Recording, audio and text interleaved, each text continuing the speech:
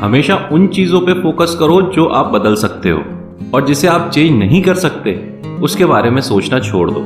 यह एडवाइस शायद हमने जीवन में कई बार सुनी होगी, लेकिन इसको इम्प्लीमेंट करना इतना आसान नहीं है जितना इसको बोलना।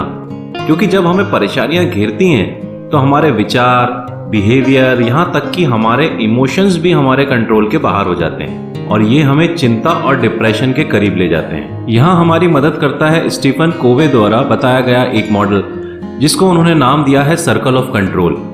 आइए जानते हैं कि कैसे आप इस मॉडल का यूज करके अपनी टाइम एंड एनर्जी को कैसे प्रोडक्टिव बना सकते हैं। स्टीफन कोवे कहते हैं, ऐसी चीजों के बारे में सोचकर जिन पे आपका कंट्रोल नहीं है, आप सिर्फ अपना समय बर्बाद कर रहे हैं। आप अपना समय, एनर्जी और मानसिक शांति सब कुछ खो रहे हैं, जबकि इन्हें आप ऐसे कार्यों में लगा सकते हैं जो कि आपके कंट्रोल में हो। अब बात आती है इसे इम्प्लीमेंट कैसे किया जाए।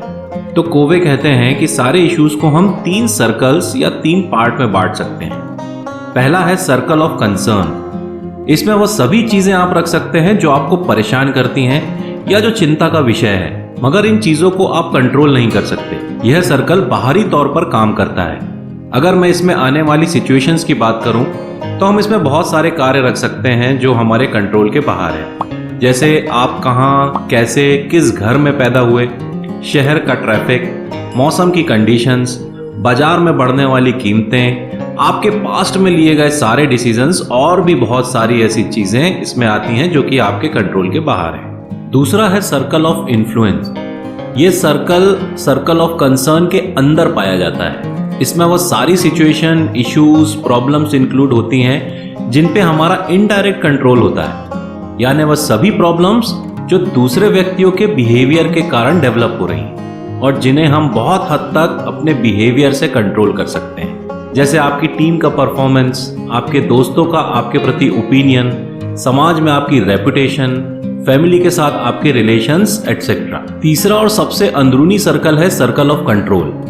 इस सर्कल में वो सभी चीजें आ जाती हैं जिसको आप डायरेक्टली कंट्रोल कर सकते हैं, यानी इसमें वह सभी सिचुएशंस, प्रॉब्लम्स आएंगी जो आपके बिहेवियर के कारण डेवलप हो रही हैं। जैसे आपके थॉट्स, आपके बोले हुए शब्द, आपका बिहेवियर, आपके लिए हुए डिसीजंस, आपका एटीट्यूड, आपका मूड और भी बहुत कुछ।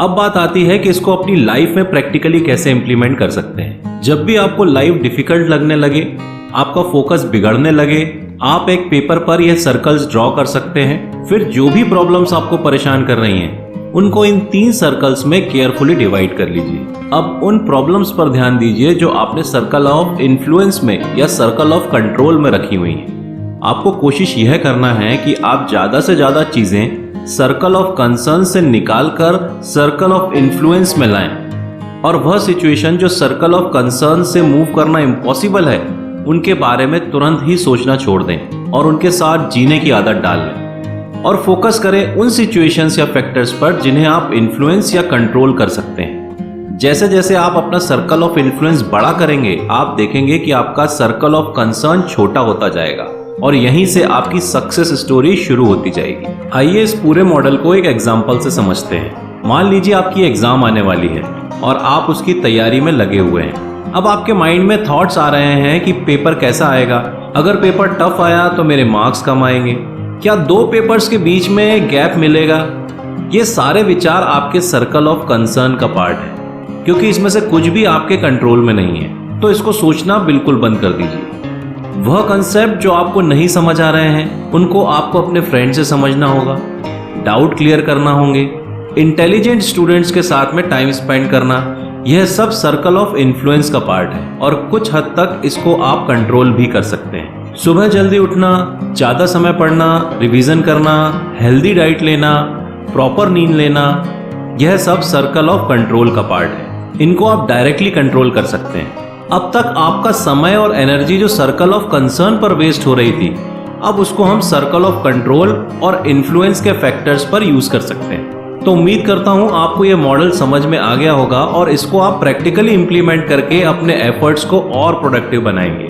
इन्हीं कामनाओं के साथ विजयी भव।